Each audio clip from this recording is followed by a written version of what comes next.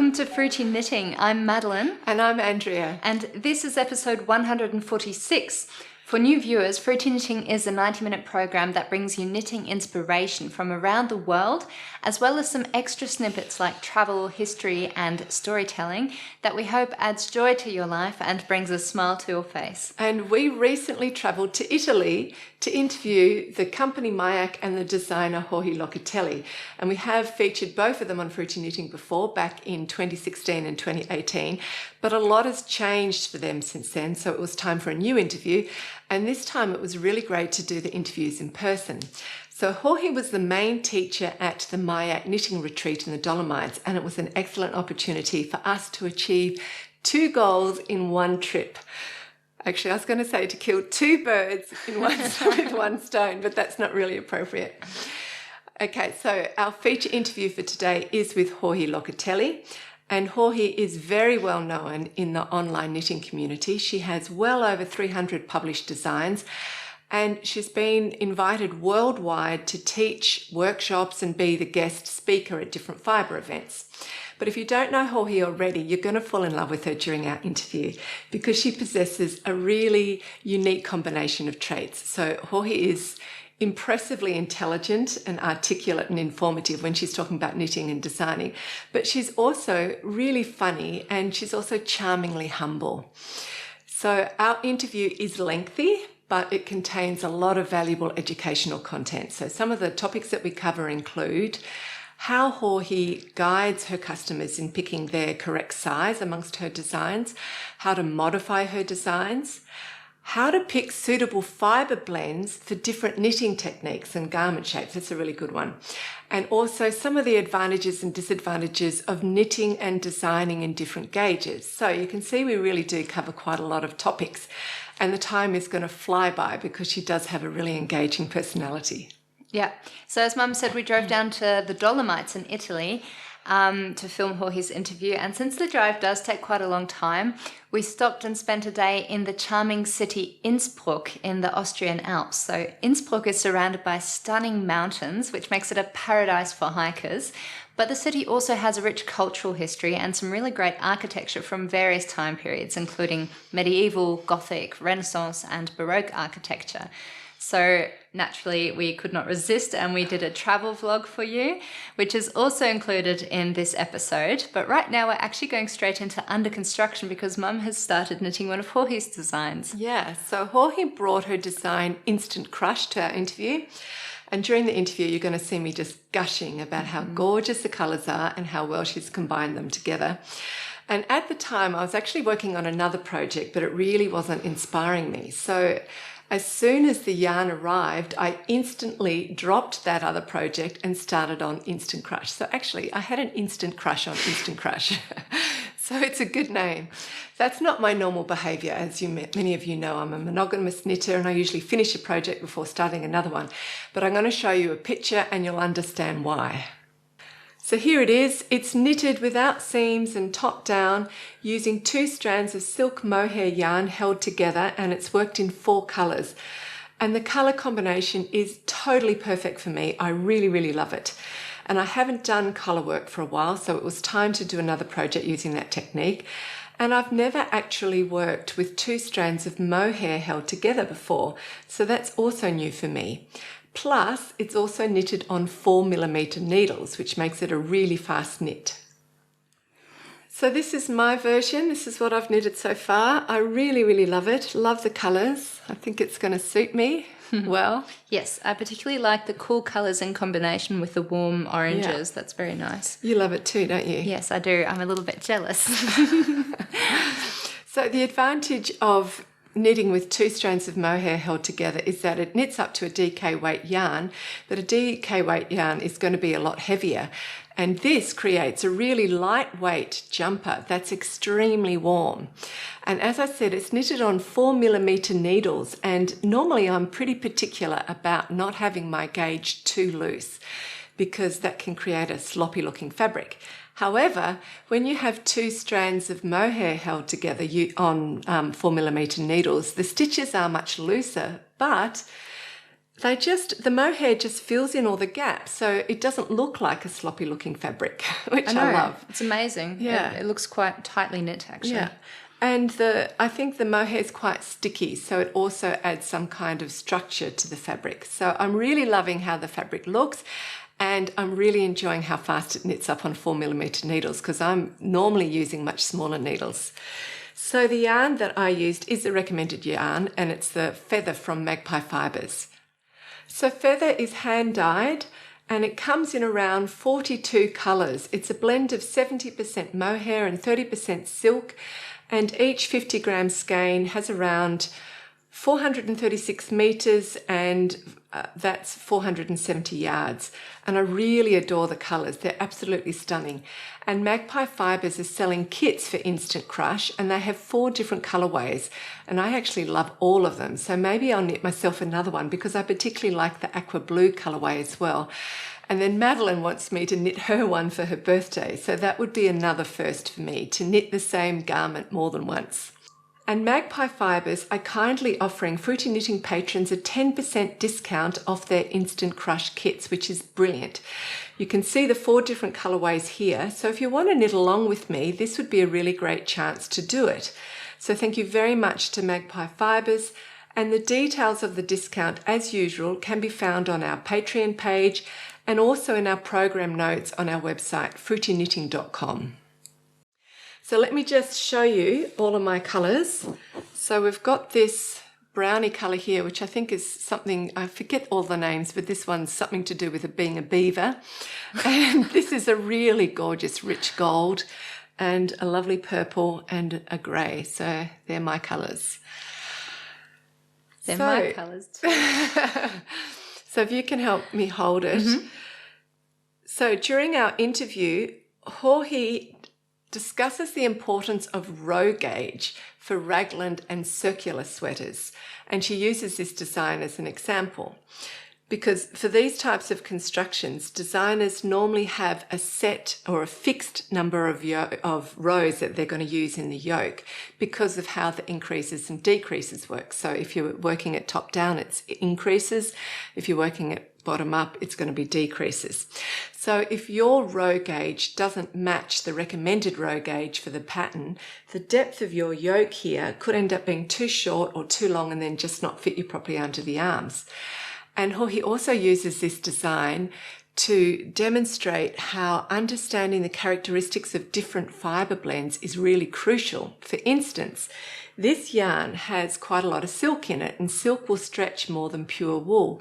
So consequently, Jorge has put in slightly fewer rows in her yoke than she would have if she was going to use a pure wool yarn. So if you were going to use a substitute yarn, for example, because it knits up to a DK weight gauge, you could use a pure wool DK weight yarn, or just a simple DK weight yarn. You want to make sure that you're going to pick a yarn that will behave in the similar way. Otherwise, you might need to alter the pattern and add in a few more rows in the yoke just to make sure that it fits you well. So she's really worked the silk content, the fibre content, into the actual measurements of the pattern. So that's something you've got to be really aware of. And as I mentioned before, just learning how to pick the suitable fibre blends for different knitting techniques and garment shapes and constructions is a really valuable skill. It'll mean that you'll do less ripping out and have less disappointments. But we cover all of that in the interview. Yeah, it's quite exciting actually, learning all these little extra bits of information and what the designer thinks when they're creating the design. Yeah, because, and Jorge says this in the interview, but often we fall in love with the yarn and then we fall in love with the pattern and we just kind of pretend that they're a perfect match and go for it and hope it works. Or like me, we alter all the maths of the pattern, which most of the time works, but sometimes doesn't work. Yeah, Anyway, I don't think I'd be successful. I'm really terrible at knitting maths, as it turns out. So Mum's had to help me out quite a few times. I'm pretty sure I'm going to have this finished by the next episode. And that actually and I'm not going to do that many modifications or no modifications on it. The only thing I've thought about doing is making the ribbing a little bit longer, but still keeping it cropped. So maybe I'll finish the the pattern part of it sooner, because I want to be able to wear it with a full skirt, and just having it cropped and in the waist makes it look better. Gives a nice silhouette. Yeah, so that's my plans with this gorgeous jumper, which I'm really, really loving. And I'm excited. And I would knit another one because it knits up so fast. So that's good news. Like I said, that's a first for me. I'm sure you don't want to knit another one for you right now, though, But do you? that means, actually, what I wanted to say is that we've got about 3 or 4 projects that we've finished, but we haven't done any fashion shoots for. So we've got to kind of think about some good locations that we can do some fashion shoots for. Yeah. Okay, your turn. It's my turn. So I'm progressing on my May top by Asita Krebs. Maybe you can pull that open a bit. Yeah. There we go. So this is by Asita Krebs, who is also the co-organizer of the Swiss Yarn Festival.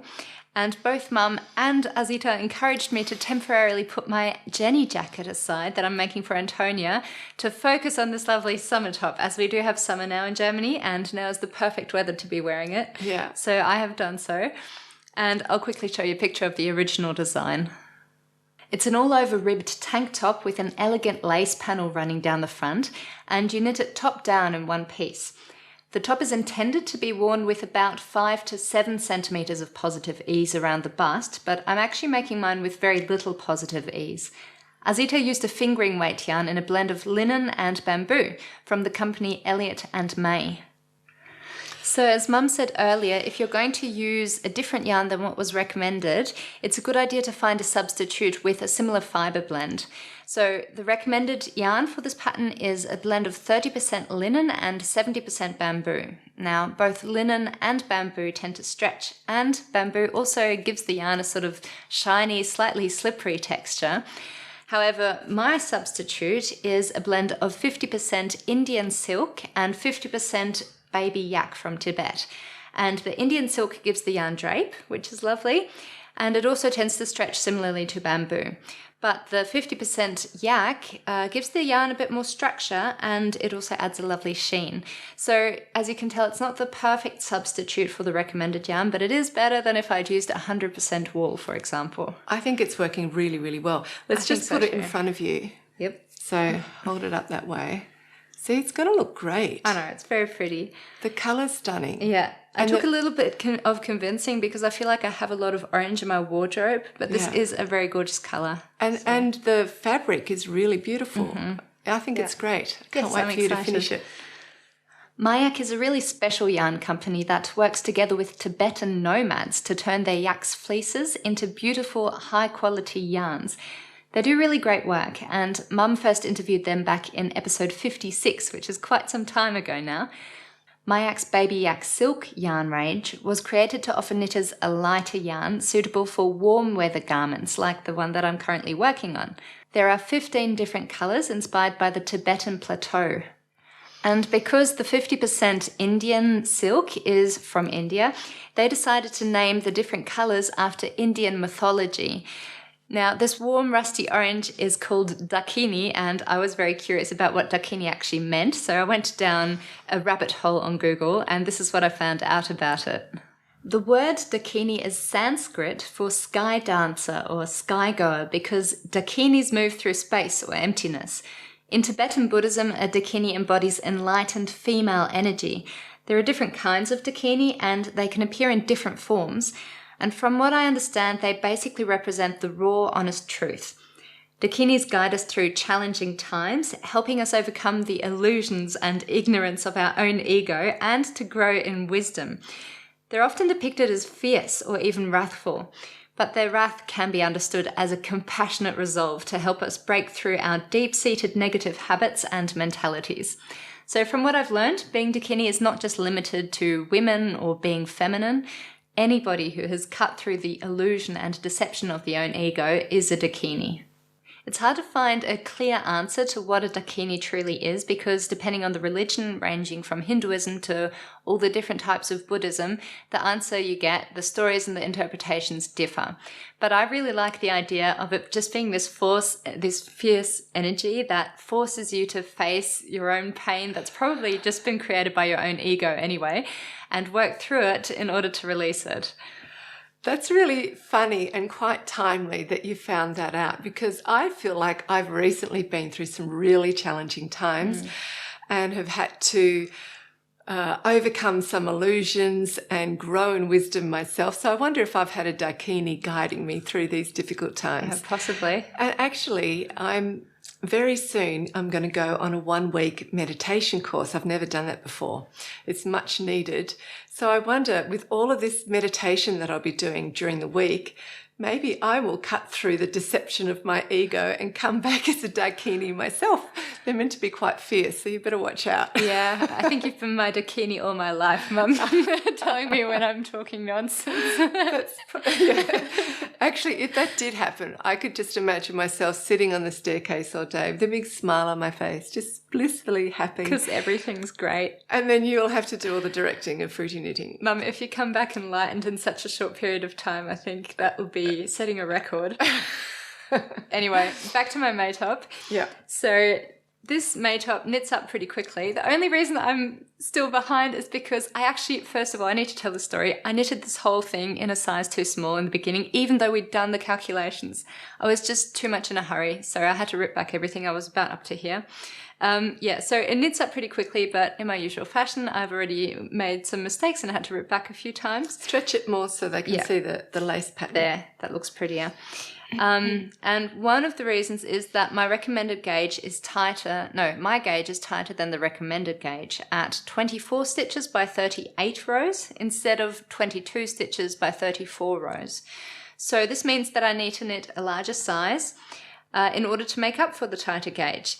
And I'm supposed to be knitting this third size in order to get the width measurements of the second size. But because my row gauge is also too tight, I also need to add some extra rows. And this is pretty easy once you've joined the front and back pieces together and are just knitting the body and the round, which I'm up to now. You just add on extra length. Yeah, because there's no shaping in the body. But around the top, this can be a bit more challenging because you've got the neck shaping and then you've got the armhole shaping. Here is the schematic of the top. The recommended row gauge is 34 rows per 10 centimeters, but mine is 38 rows per 10 centimeters. So I need to knit 4 extra rows for every 10 centimeters of fabric. The schematic shows the full measurement of the armhole as number 4, and my armhole circumference needs to be 47 centimeters. With the recommended row gauge, 47 centimeters equals 47 times 3.4, which means 3.4 rows per 1 centimeter, and that results in 160 rows. And this means 80 rows for the front and 80 rows for the back. With my gauge of 38 rows per 10 centimeters, 47 centimeters equals 47 times 3.8, so 3.8 rows per 1 centimeter, and that means I have to knit 178 rows, so I need 18 extra rows compared to the original design. The easiest way was to add those extra rows to the thin part of the shoulder strap on both the front and the back. So I added the extra rows here in the shoulder straps where there's no increasing, and it's worked pretty well. Actually, Mum made the calculations to do this because, like I said, I tried it myself, but the numbers I came up with made no sense. So I'm going to try again in post, but for now I'm trusting Mum. So I'm at fault if it goes wrong. Yes, phew. So what you might notice as well is that because I didn't add any extra rows to the underarms here where the shaping takes place, the underarm curve is shallower than in the original design, which of course makes sense because each row has less centimeters in it. So I don't think millimeters in it. Yeah, millimeters, 0.11 centimeters. Yes. This shouldn't be a problem because it's a tank top and I'm not trying to fit in any sleeves. Yeah. And also, what else was I going to say? Oh, the circumference remains 47 centimeters, so I think I'll be fine. And I think it fitted you. We put it up against you. Yeah, I haven't actually tried it on yet. No, but it's gonna fit you perfectly. You can see that. Yeah. All right, so now I'm just up to knitting the body and the round, as I've mentioned before, and this is really easy. So hopefully I won't make any more mistakes from now on. Yeah. Anyway, coming up now is our Innsbruck travel vlog, where we show you around some of the significant landmarks in Innsbruck, many of which are actually connected with the Emperor Maximilian I, who was a Holy Roman Emperor back in the 15th and 16th century. He's often referred to as the last knight because he promoted the traditional values of knighthood when the age of knights was actually coming to an end. In case you don't know, the traditional values of knighthood include demonstrating courage in battle, personal integrity, protecting the defenseless, and charity. We also went up to the Havelakar Spitze, which is a mountain peak that has a stunning view over Innsbruck.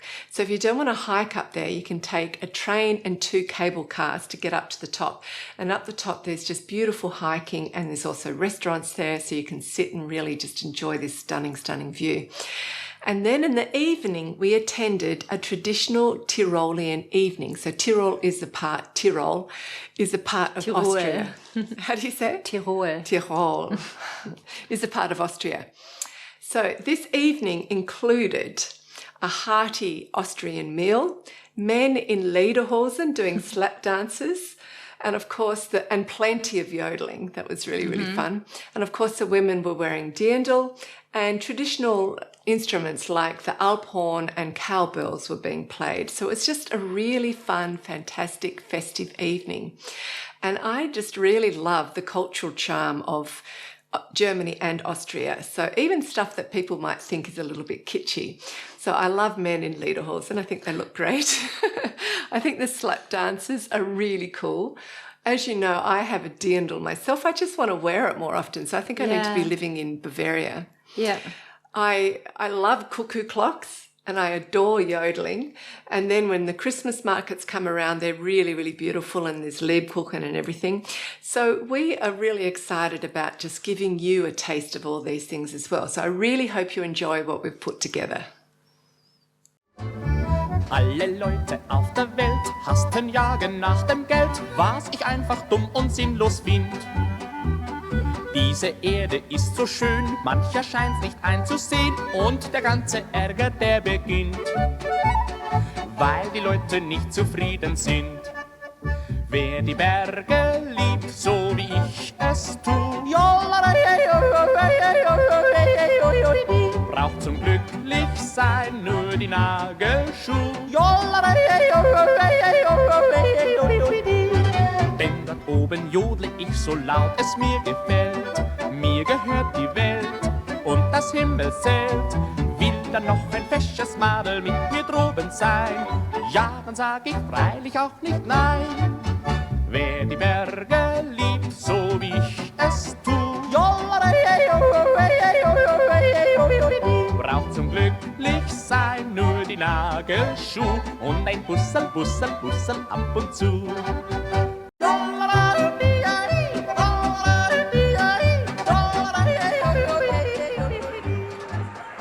We're in Innsbruck, the capital of Tyrol in Western Austria, and this picturesque city is nestled in a valley within the Austrian Alps, and it's known for its natural beauty and very rich history.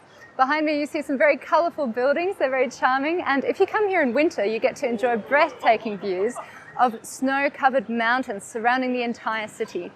And naturally this is a great place to come if you enjoy winter sports like skiing. And in fact, Innsbruck has hosted the Winter Olympics twice now, once in 1964 and once in 1976.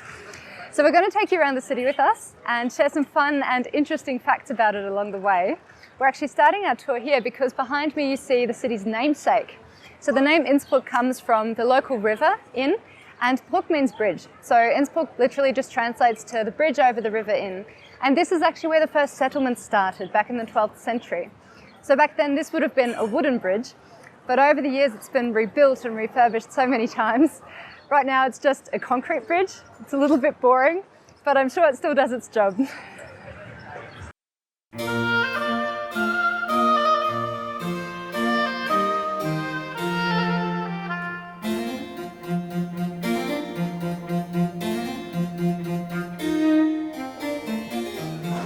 I've just climbed the Stadtturm, the old city tower, and behind me you see the city's most famous landmark called das Goldene Dachel, the Golden Roof. Emperor Maximilian I commissioned it way back in 1500 as a wedding gift for his second wife, Bianca Maria Sforza. And on the second floor balustrade you'll see 8 sculpted reliefs depicting scenes from the emperor's life. the emperor is shown with his second wife, Bianca Maria Sforza, who is holding an apple to symbolize her beauty, grace, and fertility. Beside her stands his beloved first wife, Maria of Burgundy. She tragically died at 25, together with their unborn child from internal injuries. Just a few weeks earlier, she'd had a really bad horse riding accident. Emperor Maximilian I made Innsbruck his imperial residence back in the late 15th century, and the town really flourished under his reign. Apparently, when he was younger, Maximilian despised being tutored and was far more interested in physical activities like learning to fight and taking part in tournaments. But inspired by his first wife, Maria of Burgundy, he is said to have learned to love the arts and the sciences. And as a result, he also contributed a lot to Innsbruck's architectural development. In fact, he issued regulations all over Austria to make the town safer and cleaner, for example, by improving the roads, the drainage system, and also fire protection.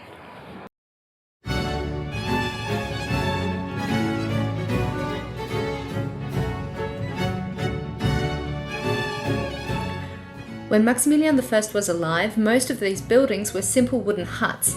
These colourful buildings you see now came much later and were built in the Rococo and Baroque style. Innsbruck has many significant historical buildings, including the Hofkirche, the court church. It was commissioned in memory of Maximilian I by his grandson, Emperor Ferdinand I, 34 years after Maximilian died. Inside the church, you'll see a magnificent tomb made for Emperor Maximilian I, and it's surrounded by 28 larger-than-life bronze statues. So these bronze statues also include 8 women, and they represent the emperor's relatives, ancestors, and role models, showcasing his imperial power. The emperor himself is depicted kneeling in a state of worship before the altar.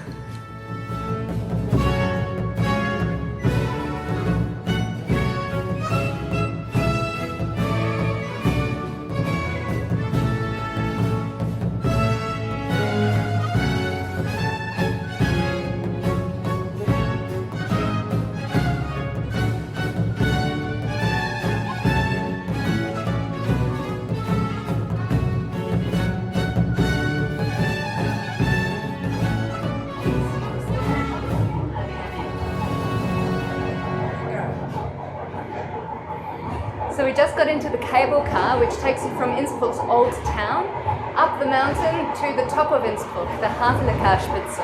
Now the Havelackerspitze offers a stunning view onto Innsbruck at 2,243 meters above sea level, and taking the cable car is just a really great and easy way for people of all ages and fitness level to gain some altitude and enjoy the mountains.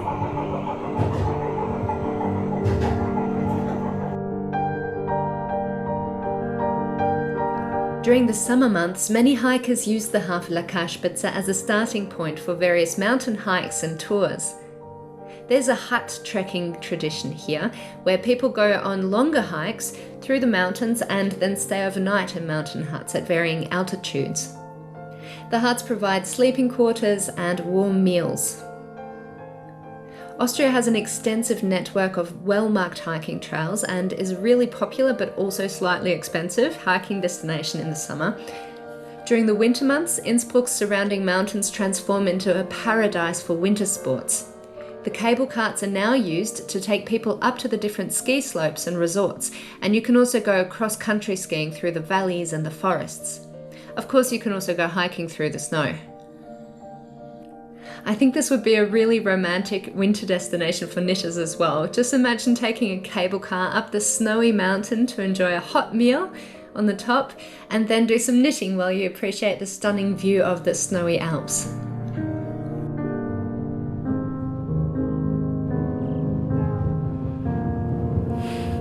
So we're up the top of Innsbruck now and we have a stunning view behind us.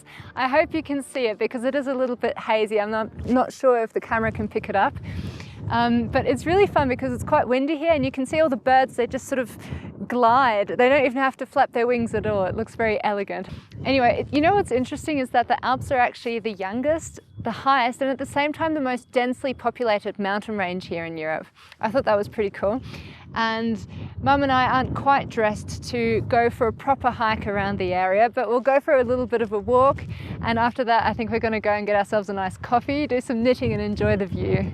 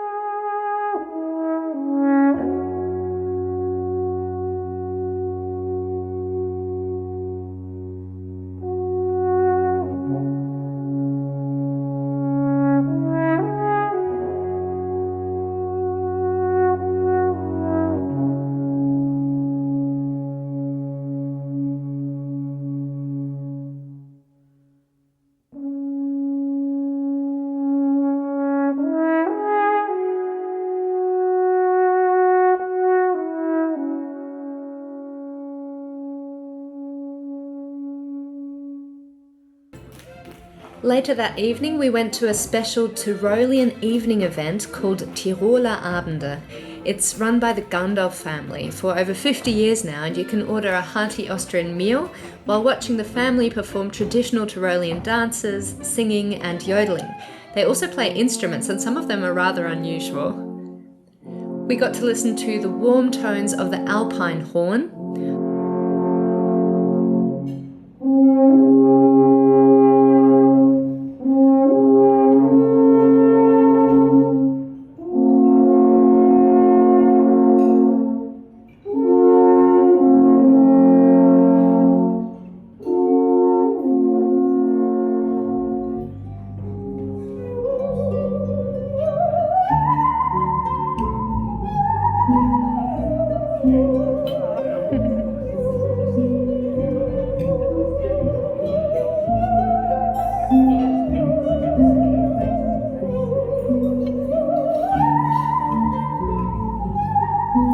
One man managed to play Edelweiss, that song from The Sound of Music, by moving a violin bow over a bendy saw. That was pretty crazy. They also used cowbells to play some traditional Tyrolean melodies. The program was very colourful and entertaining.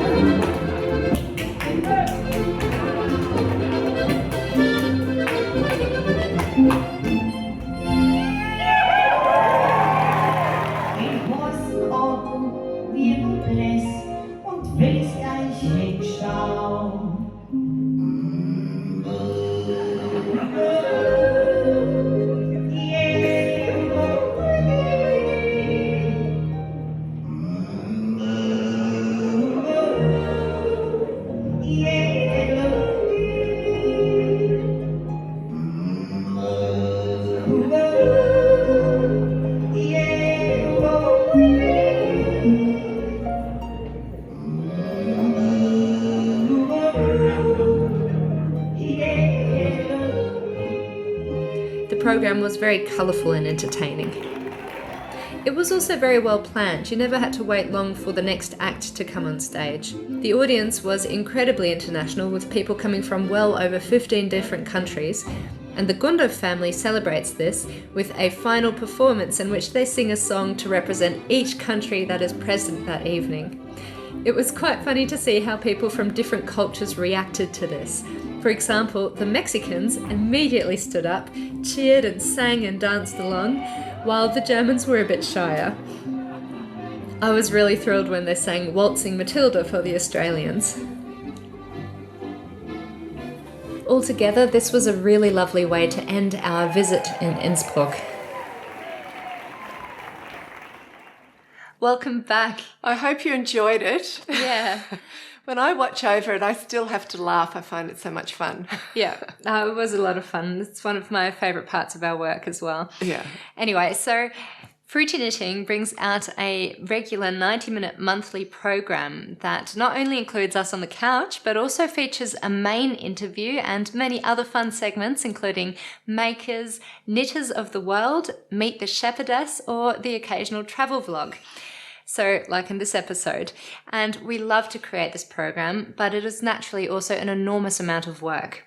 And so it can be difficult for us to find time for a proper holiday. But we've both decided to take 2 weeks off in August. I'll be hiking through the mountains of Kyrgyzstan in Central Asia, which I'm so excited about. And Mum is going to her meditation retreat. I hope I enjoy it. Your holiday sounds better than mine. I don't know, they're just different. I don't know, I think you might be complaining if you had to walk up and down those high mountains. No, I love the mountains. I'm a little bit nervous that I might get bored sitting still and meditating all the time, but it'll be an interesting experience. Well, you'll have nice music in the background, I'm sure. Maybe not. Maybe a gong. Yeah, probably. Okay. You like music? Yeah, anyway, so that means that unfortunately we won't have the time to create a 90-minute program for you for the month of August, and we apologise for that. Although in the back of my mind, I'm hoping, I can't promise it, but I'm hoping to put out just a real short summer August special. And if I do manage to do that, it'll be with a really great young Danish designer. But if I don't, you'll see this really interesting interview later. In the next episode, yeah. Yeah, so like I said, it takes a lot of time and effort to create a program like this. So if you enjoy watching this show, then we would appreciate it if you joined our Fruity Knitting Patreon community by making a small monthly contribution, starting at just $5 a month. So you can join Patreon by going to patreon.com/fruityknitting, where you can sign up as a Hebridean, a Merino, or a Shetland patron. And every small contribution on your side goes a long way to support this channel. With all of that said, we want to say a really great big thank you to our existing patrons out there, some of which we get to meet spontaneously, which is always fun, because without you, this channel couldn't exist. Yes, thank you very, very much. And we're really happy to announce that our interview guest, Joji Locatelli, is offering Fruity Knitting patrons a 25% discount of all her self-published patterns, both in her Ravelry store and on her website. And the details of the discount can be found as usual at our Patreon page and also in our program notes on our website, fruityknitting.com. Thank you so much to Joji. So coming up now is the much awaited for interview with Joji Locatelli. It's a really good combination because it's filled with valuable educational content and it's quite entertaining and very easy listening. So that doesn't always happen, but it makes it a really good interview. I think you're going to enjoy it. Yeah, so thank you very much for spending time with us, and we'll see you very soon. Bye. Bye.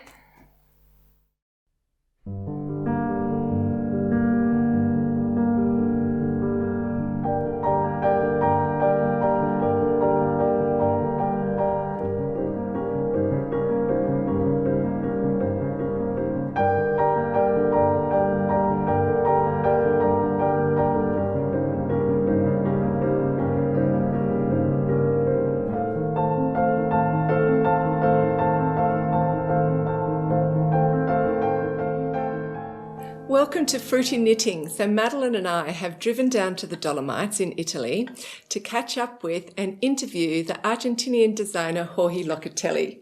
And we first interviewed Joji in episode 16, which was 8 years ago in 2016. And this is actually the first time Joji and I have met in person, which makes this interview extra special. Yes. So Joji is here in the Dolomites teaching at the Mayak Knitting Retreat. And she's actually just finished teaching a workshop on how to make your sweaters fit you better, which I'm sure we're going to see and hear more about very soon. So Joji, it is really lovely after all these years to see you in person. It's the same for me. I honestly can't believe that it's the first time we've met. Yeah. I felt like we've communicated so many times. Yeah. And it's an honor, honestly. Thank you. Very, very sincerely. To be in such a wonderful podcast twice is a huge honor. So thank you so much. Well, it's our honor to have you for a second interview, and I think our viewers are really, really going to enjoy it. I hope so. So I thought to start, I'd like you to talk about Argentina's knitting culture in the 1980s, because I've heard you talk about your experiences during this time and how they really shaped you as a knitter first and then as a designer. So I'd just love you to share that again with our viewers. For sure. So I was born in 1980. So I'm the true 80s child of Argentina's knitting scene. And you see, things were very different. In Argentina, there weren't many yarn stores like we are used to visiting nowadays. And also publications were very peculiar. I brought today one of my mom's old magazines. So I just wanted to show you guys. First of all, I learned to knit from my mother many, many years ago in the 80s. And I didn't knit when I learned to knit. I learned how she would knit, how she would interpret the knitting patterns that were available to her, how she thought of yarn, and how she approached any new projects before I actually knew the knitting techniques.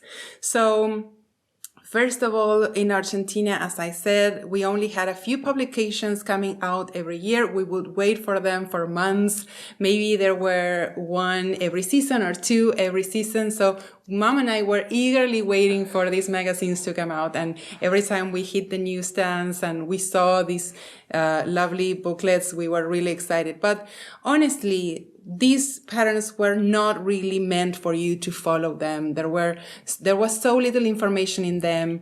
First of all, I always say, if you had a person in your family who was the size that the pattern was meant for, then you hit jackpot. So if you had a baby that was 12 months old, or if you had a husband with a certain, like a medium size, then you could maybe follow the instructions. They weren't thorough instructions, but they only came in one size. So what we would do is we would use these photographs in these patterns as inspiration or as stitch pattern dictionaries that Mom could use.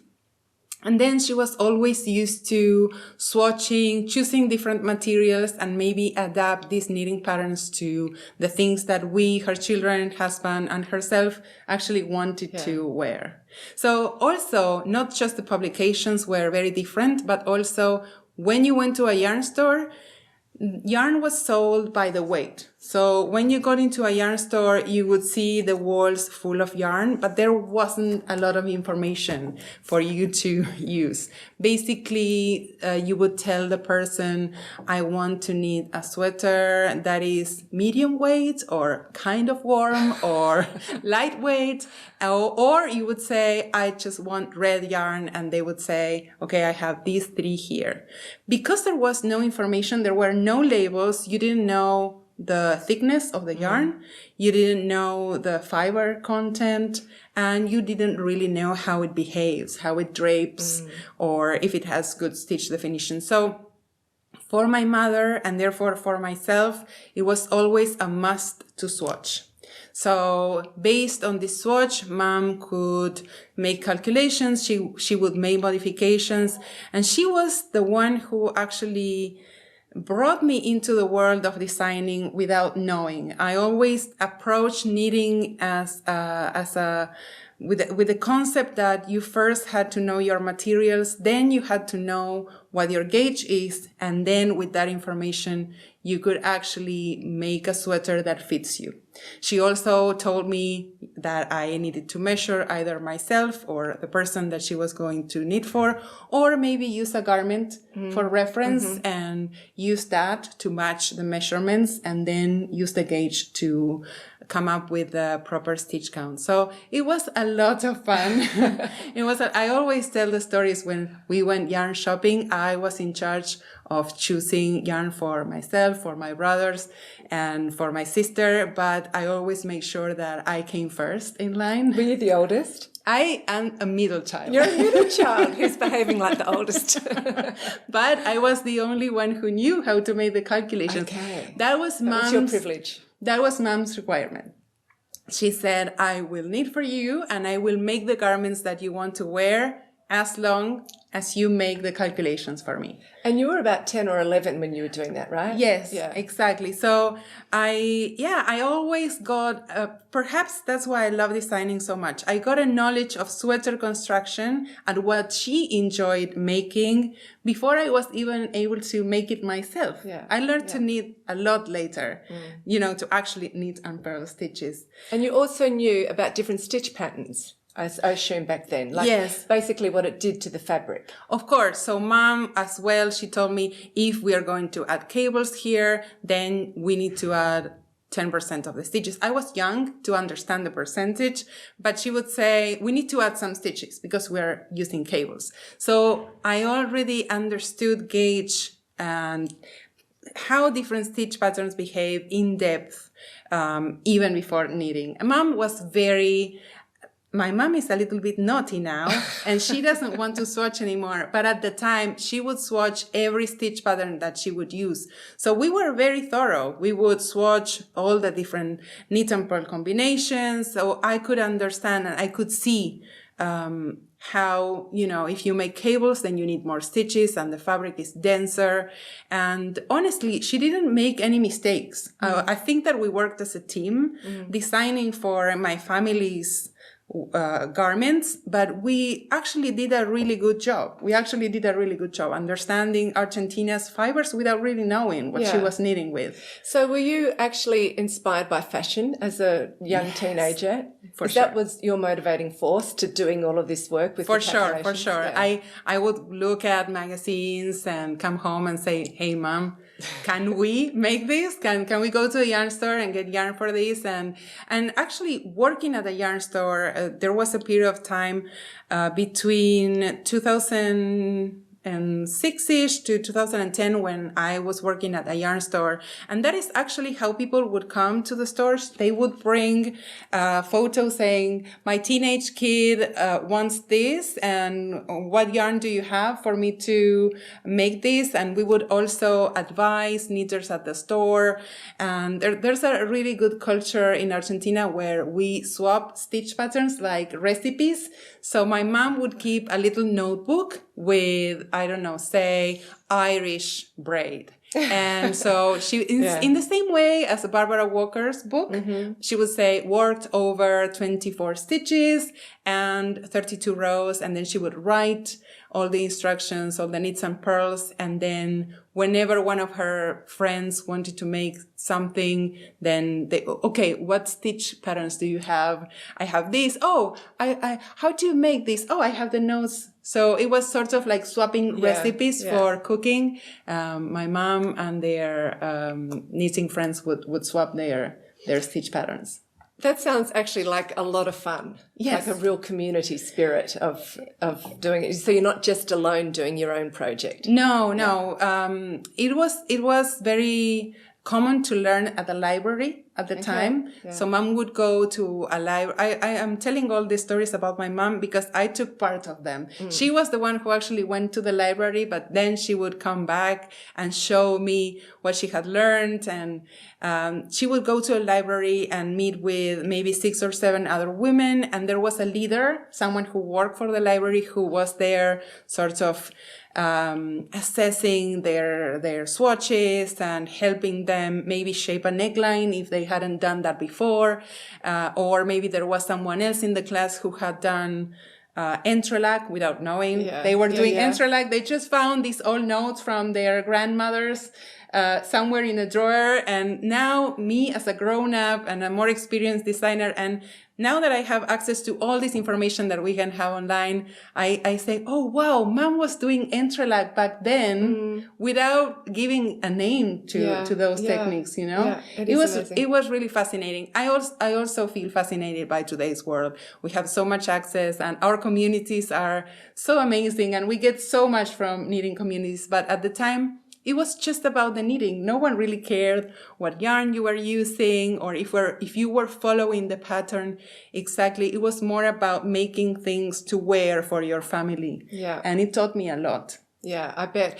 And just really quickly, so the yarns, you knew not much about the yarns and you certainly didn't know much about the fibre blends, but what was really on offer at the time? Acrylic? Mostly acrylic. Yeah. So in Argentina, the budget is smaller than in other countries, even now. So most of the fine fibers that are produced in my country were always exported to different countries to be processed. So we only had access to certain types of wool, and sometimes that wool was scratchy, especially for children. I didn't have the fondest memories of wool until I was an adult and I bought my first skein of merino. So, still now, if you ask someone in my country if they would wear a woolen sweater, they would all say, no, that's too scratchy. But that's because that's what we had access to, wool fibers that were thicker fibers, like higher micron counts than what we have access to now. So acrylic was always a really good choice. You had all these colors and textures and novelty fibers. When I was a teenager, of course, I wanted all the eyelash and all the novelty fibers. And of course, cotton, because we are a warm country. And there's a huge crochet culture that uses a lot of cotton. So mostly cotton, acrylic, and sometimes wool Scratchy blends. wool. Yes. Okay. Yes. So you've actually been designing for around 13 years now. So how have your tastes and priorities as a designer changed through this period? And then end by telling us what you're working on now, which I think is... Yes, it's this one. So yeah, times are very different. When I started designing, I didn't know that I would still be doing this 13 years afterwards.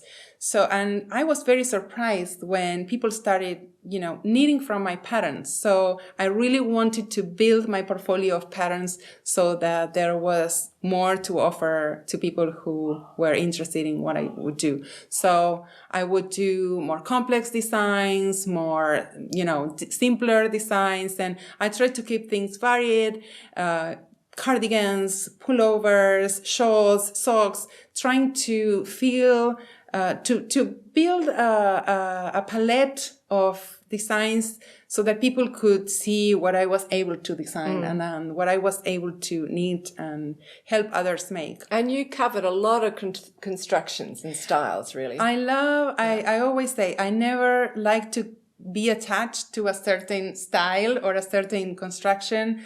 I love to explore different constructions, going sideways, going bottom up, going top down, building in pieces. I have a lot of fun knitting. I don't design just for work. Of course, it is my work and I do it with passion, but also I like to have fun. So I don't like to make things twice. And so at the beginning, I was mostly listening to what my customers were happy with and trying to replicate that or trying to replicate the success of my initial patterns. And I was very lucky that I succeeded in doing that. And How many have you got? Do you know the count? I don't know, but maybe you can tell me later. I'll tell her. I'll put it on the screen. I have no idea.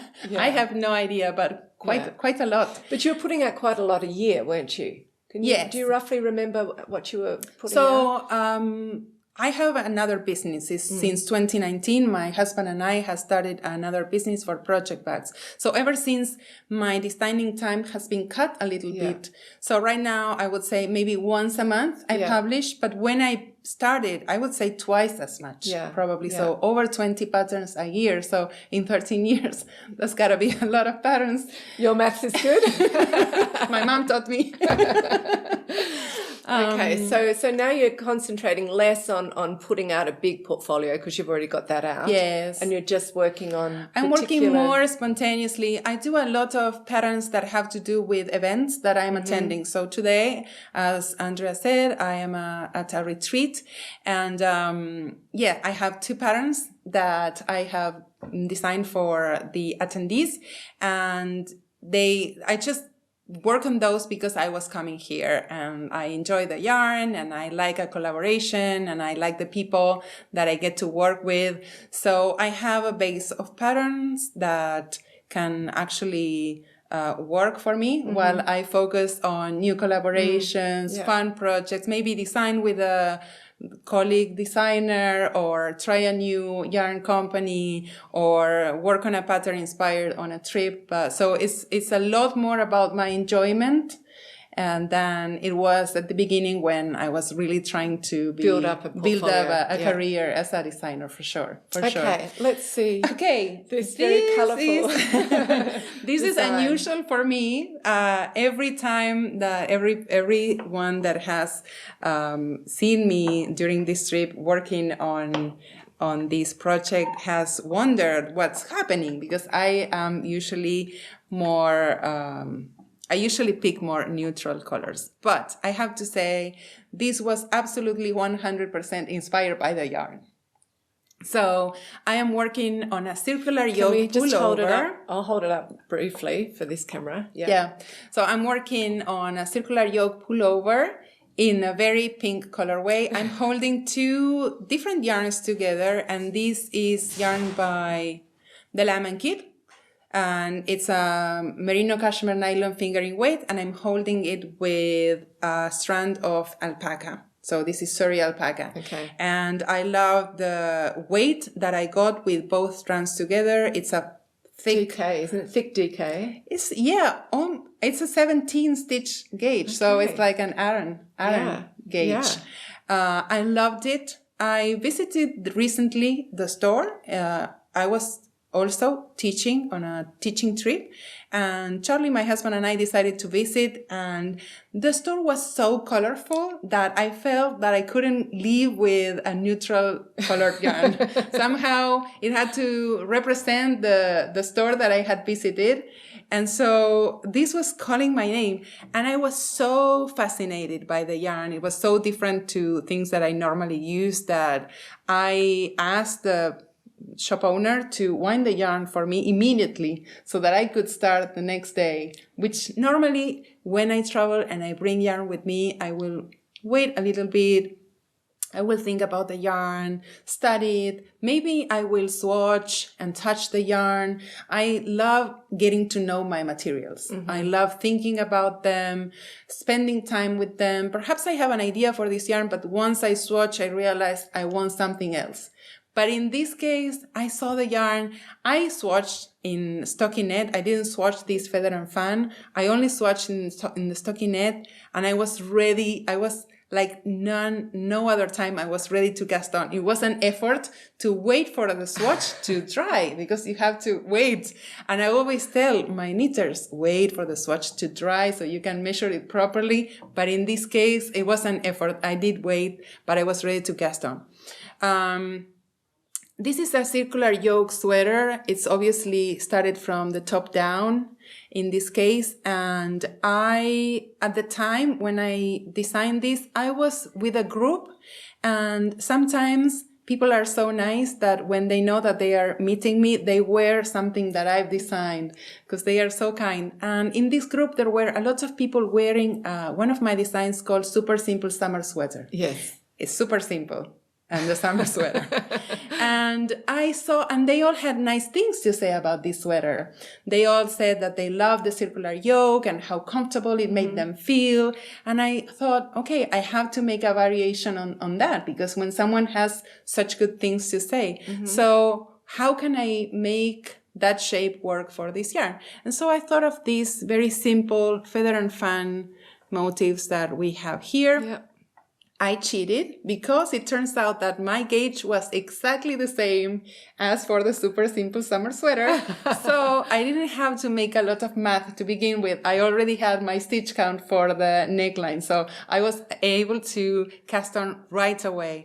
But then it took me a little bit of thinking, because super simple summer sweater is a stockinette stitch pattern. So I'm not tied to any stitch counts. Yeah. But here I am. I have a feather and fan, and I don't know if you can tell, but this is a smaller repeat. So I started with 13 stitches repeat.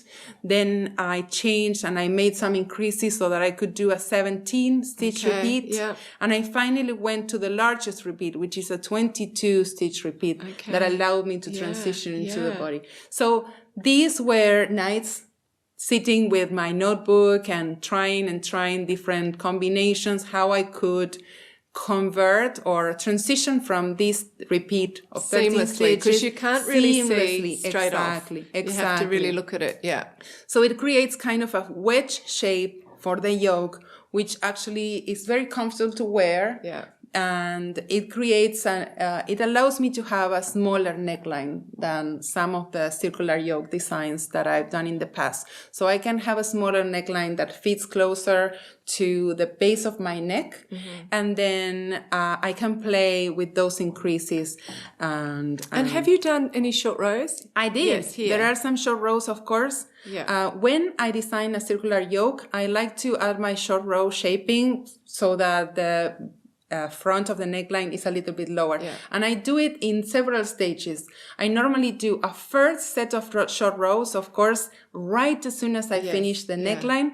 And then there are some hidden short rows. So in between the repeats, I add a couple of short rows and here and at the base of the yoke. Yeah. So that creates a nicer neckline. Sometimes you will see those little crescent shaped sections with all the short rows. I don't love them. Yeah. Sometimes you can't avoid them. But if you can hide it in amongst the pattern. Exactly. So you still get something like 8 or 10 more rows on the back than on the front. So that will help the yoke sit a lot better. It tilts the yoke to the front, but you don't get that super aggressive shaping on the back of the neck. Yeah.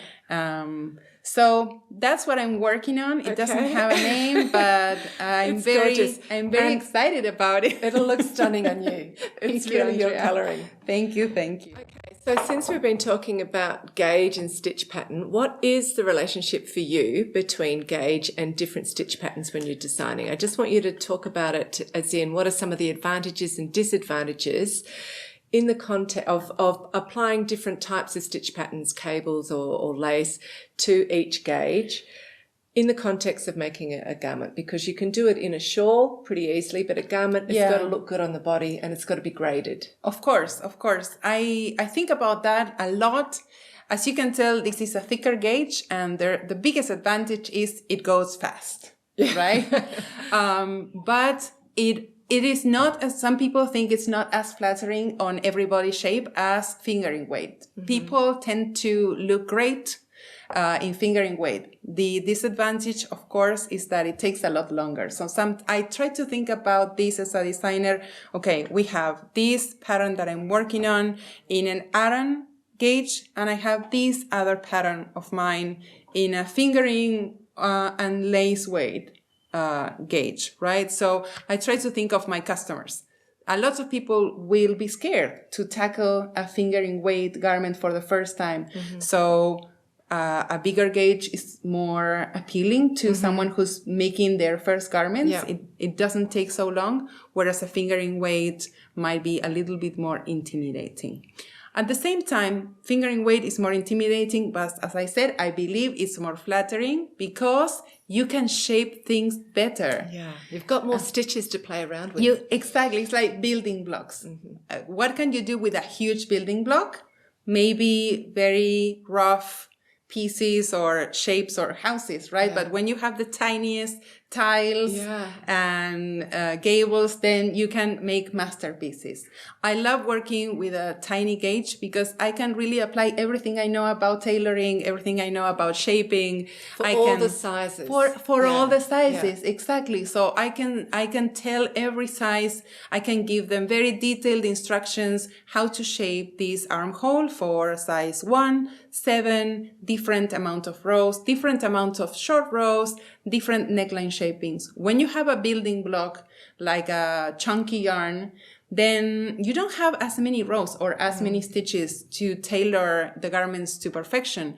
So I tend to design pieces that are way simpler when I use chunky weight yarns. Pieces that don't need to adjust to your body shape so closely. So maybe I will choose constructions that are like drop shoulders or very simple raglans, and I won't use a complex pattern like here. Let me show you. This is interesting. This is a pattern called La Prairie, and it's made with fingering weight yarn. And there are different things happening here. It's not just that I am using a complex stitch pattern, but also I am using a complex color pattern. Yes. So I had to transition, I had to fade 5 skeins together. So there are 2 challenges here. First is how many of these repeats can I use for a small size sweater? One repeat is how many stitches? I don't remember. I want to say maybe like 15. Yeah. But I might be wrong. So 15 stitches in a fingering weight cable pattern is what, like 1.5 inches maybe. But if I translate that to an Aran or a bulky weight yarn, then every time I add 1 more repeat to make my sweater bigger, then I am adding maybe 2 inches on each end of my sweater, and that translates to 2 inches times 4.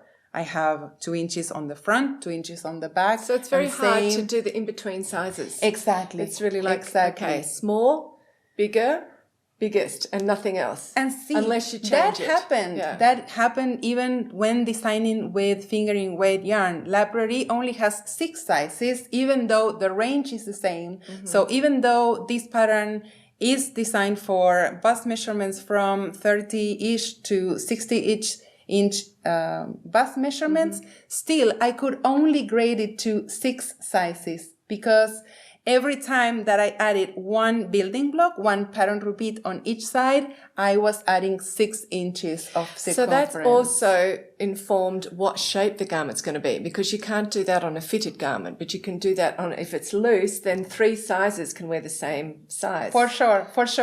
I love designing pieces with positive ease, because when you design something that it's fitted or with negative ease, it's like you have to really nail the sizing. You can only get away with the proper size for you, right?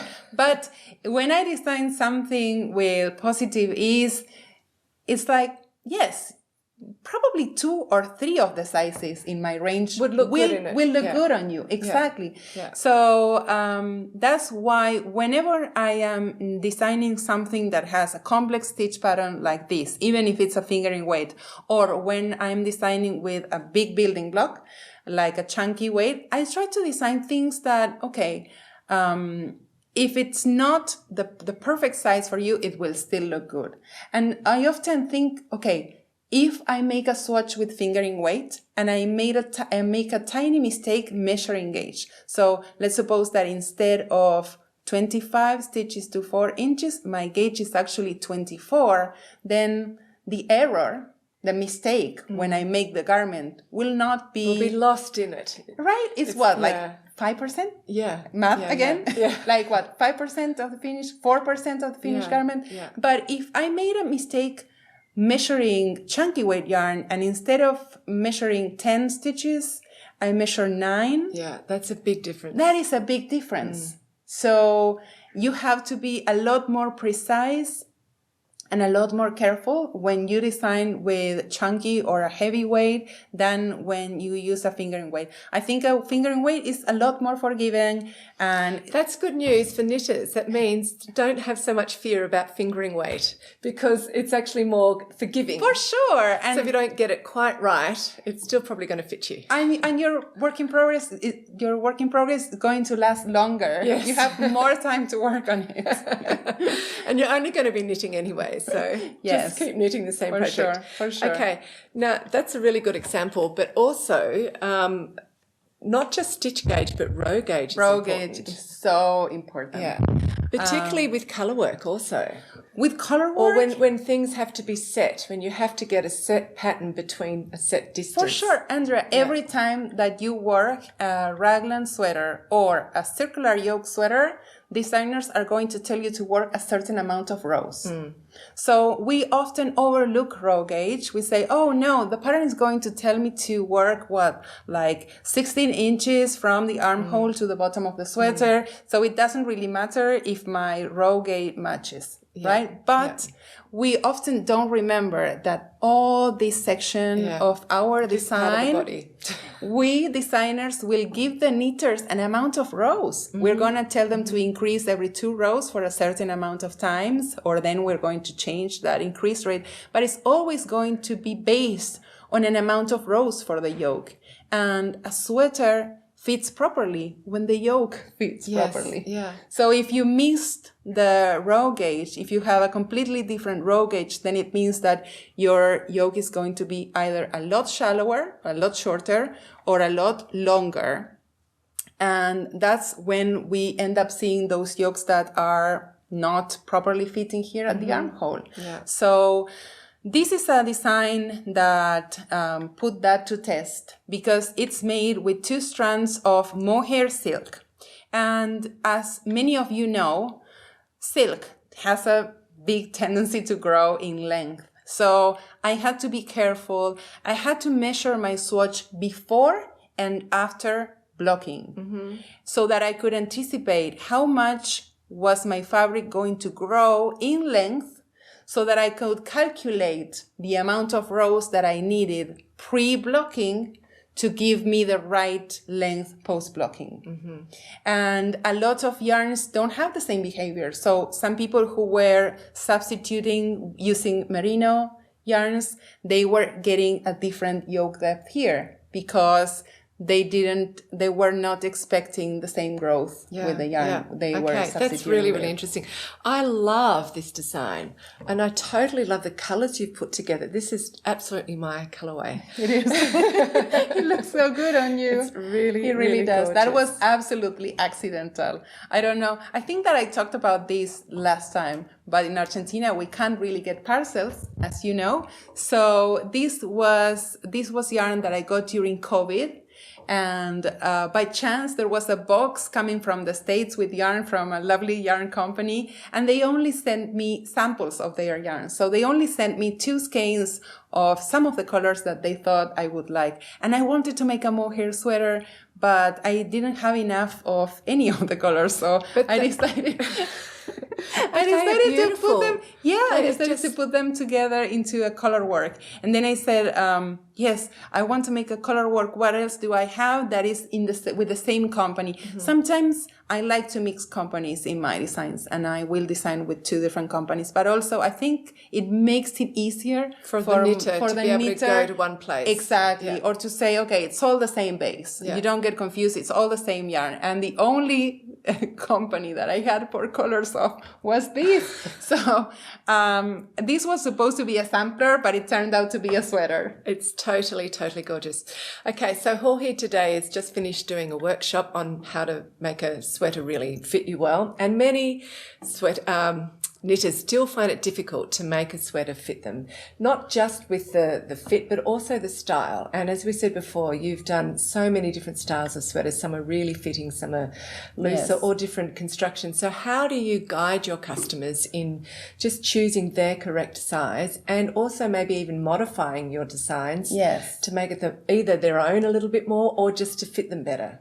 Okay, that is one of the things that I get asked the most from my knitters as well. And it's so important because we spend so much time knitting our sweaters and we really want to make them fit properly. Choosing a size can be intimidating, and especially when you're choosing a size like something like I am wearing today, this tank top. It has to fit nicely and properly, and this is not going to look as nicely if I miss the proper sizing. So first of all, it's very important to take your measurements. I'm going to say that is rule number one. When you want to make garments, you have to know what your measurements are. And I'm not talking about your bra size or the size that you normally choose at a store, but actually how many inches is my bust circumference, how many inches is my arm circumference, and other measurements important for choosing a size.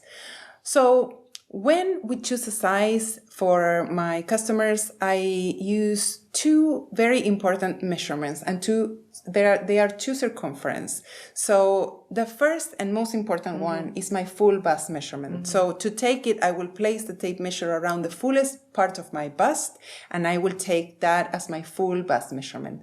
And the other one that a lot of people don't really pay attention to is the high chest measurement. So in this case, I'm also going to place the tape on my back, but then I'm going to come above my bust line before my bust starts. So there's no bust, it's just It's just my thorax or my rib cage, and that's going to give me an indication of the size of my frame.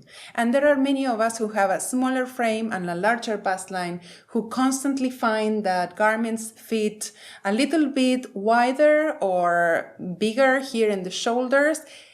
Sometimes when you choose a size according to your full bust, you might perceive that the armhole is too deep for you, or the sleeve is too big for you, or the shoulders are too wide for you. So take a moment to take those measurements, the high chest and the full bust, and check if there's a big difference between them. And sometimes I tell my knitters, if you find that there's a bigger than maybe 3 or 4 inches between these two, then you might benefit from choosing a smaller size than your bust measurement. So another example of a garment where you might benefit from that is this. This is basically a satin sleeve pullover, which is a tank top that I added sleeves to. So when you have your upper chest measurement, what you can do is choose a size according to that measurement and not your full bust, and then make adjustments to reach the size or the room you need for the full bust. You can do that in two ways. You can add stitches at the underarm here. So maybe you start with a smaller size, let's say size 3, and then here at the underarm you cast on more stitches to get to the stitch count required for size 4, or you can use some more advanced modifications like bust darts. There are different ways to make your bust darts, but one that I really like are horizontal bust darts. So without going too much into detail in this technique, basically what you do is, if you have ever sewn a woven garment, then you probably know that we need a longer fabric on the front of the garment and then a shorter fabric here on the side. And we do that by taking a pleat here, folding the fabric and cutting off the excess fabric. In knitting, we can actually make the fabric. So we don't have to knit a longer garment and then take a chunk out of it. We can actually make a shorter garment and then add a bit of fabric to make room for your bust line at the front. So check out that modification, and remember that when it's something that is supposed to be fitted here at the shoulders, it's very important that you don't just choose a size according to your full bust measurement, which will be coinciding to this part of your sweater, but also check other parts of the schematic. Check the cross back and see if that actually matches your shoulder width from here to here. If it's a lot wider than that, then your sleeves are going to start past your shoulder line, and then the sleeve cup shaping will be down your arm, and that's not going to fit properly. So don't just check the bust, check all the other measurements, check the crossed back, check the armhole depth, which is this depth here, and see if it matches a line that goes around your shoulder from an imaginary shoulder seam here, all around your shoulder to the center of your armhole. Take that measurement and compare it to the schematic of the pattern that you're following and try to have it match as closely as possible as your own. And also check the sleeve circumference. Often I measure a lot of students in these classes, and I have students who share the same bust circumference, but they have a big range of different arm circumference. So maybe they need to make sleeves that are bigger, maybe they need to make sleeves that are smaller. Exactly. So where are they, on a top-down sweater, where are they increasing the stitch count for the sleeves? So most of the times you will have to make an adjustment and maybe make a longer armhole, but then this is a satin sleeve. Basically, you need more stitches around the sleeve. So when you pick up stitches around all the armhole opening, you maybe can pick up the required stitch count for a larger size. So maybe you started with a top for size 3, and then you made modifications for the full bust of size 4, but you have smaller arms. So maybe you can make a shallower armhole and then pick up the amount of stitches required for size 2. Yeah. Once you know your measurements, you can compare them to the schematic and maybe choose a base size according to your full bust, but then you can work modifications to the pattern so that it actually fits different parts of your body. Yeah. And regarding style, I always think that you have to try a lot of different styles, like I do. I like to design boxy, I like to design very fitted garments, and you have to first try and see if you like how you look. But also, when you choose a pattern, see if you can visualize yourself wearing this garment with things that you actually have in your wardrobe. Yeah. When you choose a pattern, what will you wear it with? What kind of jeans? What kind of skirts?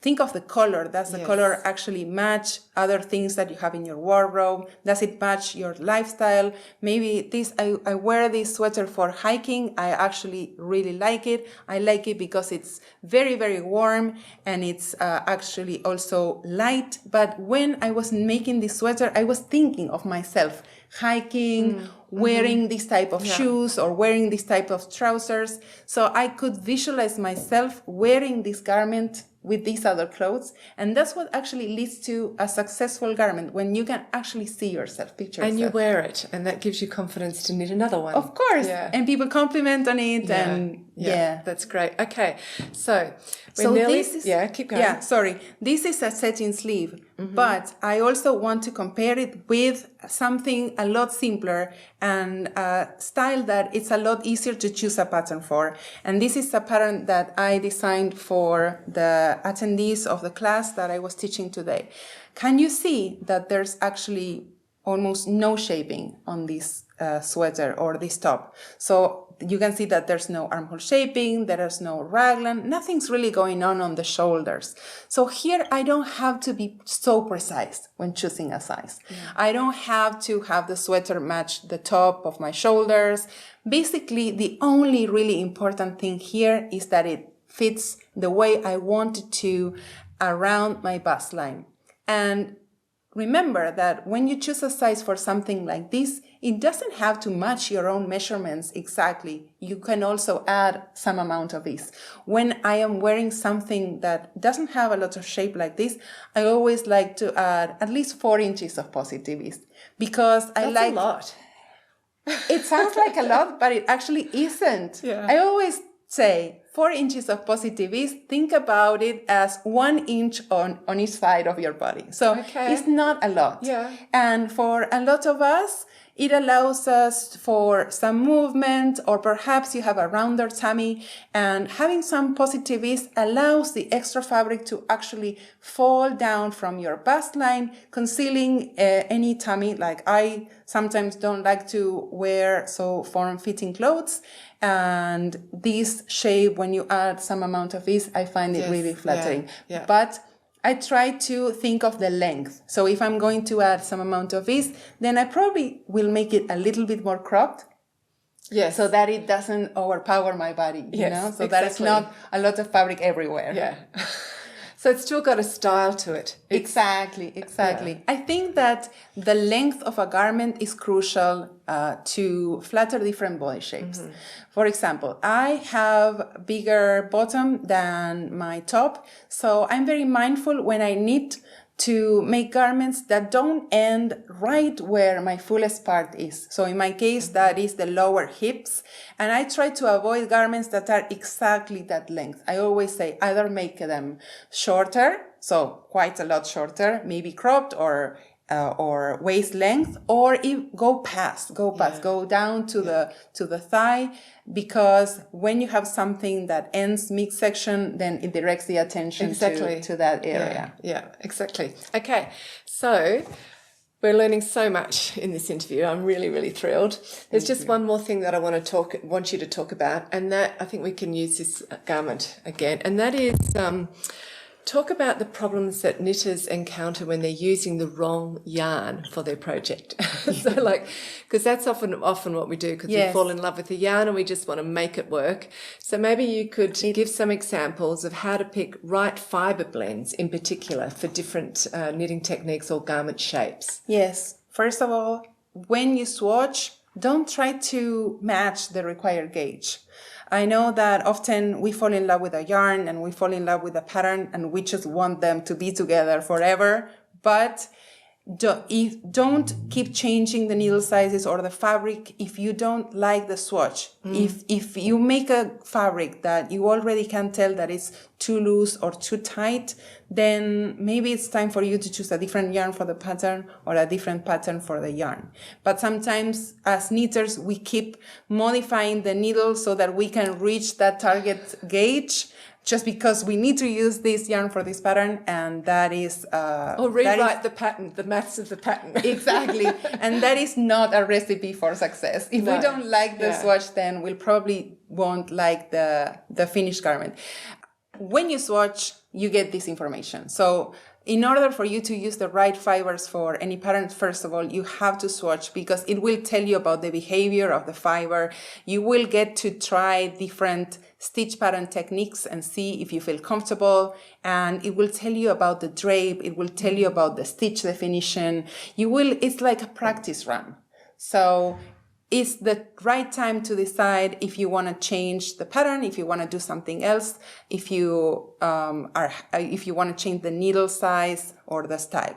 But then also I see people ignoring these steps and maybe using fibers that don't really work for a stitch pattern. For example, we have here a heavily cabled design.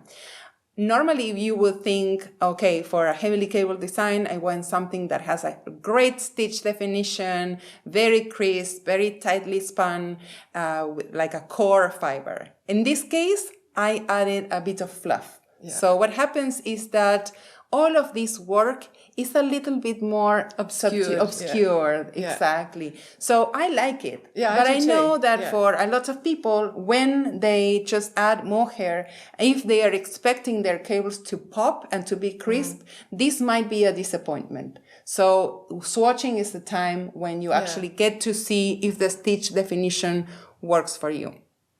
So that is really just a matter of taste.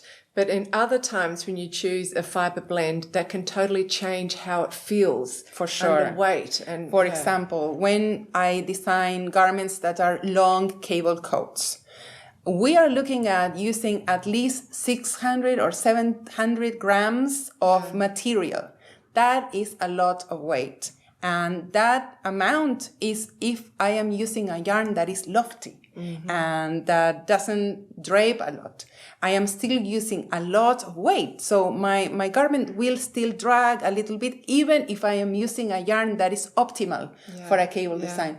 If I modify my fiber choice and I add, for example, 50% silk, even if just after I finish the garment, it looks good, there's a big chance that that garment is going to lose the shape. So you have to know what you're getting into. As experienced knitters, the more that we work with yarn, the more we can anticipate how that yarn is going to look in the long run. So if you are going to make a long cable garment, try to avoid yarns that you already know that are going to stretch out of shape, like alpaca, bamboo, silk, linen. Yeah. I see a lot of people working with linen and not anticipating that linen can grow 25% in length when you wash them. So, yes. So basically, make sure that you check out what the designer is writing down in their fiber blend and try to match the fiber blend. Yes. Unless you are very comfortable substituting or unless it's something that maybe it's a design that you're okay if it goes if it grows a little bit bigger. A long time ago, I used to design cardigans that were like waterfall cardigans that had a lot of draped fabric here at the front, right? And I love to use fabrics that would still keep growing the more you wear them. So linen and silk. And I love when I get a yarn like that to work with, I try to think of things that, what happens if this garment keeps growing? Would I still wear it? Yes. If it's maybe it's a crop top, square, like the one I just showed, I don't really care if it becomes a size just a bigger. little bit more, Exactly. So in those cases, when I design with yarns that tend to grow, I am careful to design things that it's okay if they grow a little bit out of shape. Otherwise, always study what the designer used, and maybe there's an explanation. Hopefully there's an explanation as to why. The why, or if you're going to substitute, maybe be careful not to use this type of fiber, or be careful trying to match the required gauge. I have in the past 3 or 4 years, I have started adding these little pieces of information saying, if you're going to substitute, mind you, I used mohair and this yarn has these properties. So if you substitute, you might have to consider this or that. Yeah, that's really handy. That's really good. I hope so. They're fantastic tips. Okay, so Jorge has been working all day teaching. We have to let her go soon. There's just one last question, because we're here in the very beautiful Dolomites where you're the main instructor for this MIAC retreat. So I just want you to say something very quick about how you get ready and prepare for teaching workshops all around the world. And also, just to end off with, mention how you're balancing your work and your family life, because on this trip, Jorge's brought one of her sons along with her. So first of all, I always try to think of the group that I'm going to be meeting, whether it's a large group or a small group. And I always talk to the organizer about what do they think the expectations of the group are. Often I I am hired to work somewhere where the participants are the same and they can tell me, oh, this group is very advanced and they expect a lot of content, or the other way around. Listen, we just want a workshop, but people just want to hang out with you and knit in the garden. So it's good for me to first know what the group is like. The expectations. And of course, I have to teach. So I always go over my material before coming and to check whether it's up to date, whether there's new material that I can add, and I take the opportunity to study and get more fluent about what I have to say. I'm always a little bit nervous in front of an audience, but I take that opportunity to maybe update and add or change or take out things that I don't think relevant anymore. Of course, I have to pack a suitcase full of samples, like I did. Especially when you've got an interview attached. Yes, for sure. Yeah. But it's mostly about bringing to these retreats what each different group wants to, or I think that they'll want to learn from me. Yeah. Okay. And then, yes, I am with Sebi. Sebi is my youngest, but he's already 16 years old. So my kids are now old enough that when I am teaching and working like I am here, they can be out exploring the beautiful mountains and countryside. So I am grateful that they are now big enough that they can start coming with me. I started teaching and traveling for work 10 years ago, and they were young, 6 or 7 years old. And for me, my family was always first. And recently I asked my kid, do you have any memories of me leaving for work? Because I, as a mother, we tend to feel guilty of leaving them. And then Sebi said, no, you never went for more than a couple of days and you didn't miss any events. And that made me so happy because, as I said, for me, family is always the first, but there are opportunities that I might not be able to get in the future.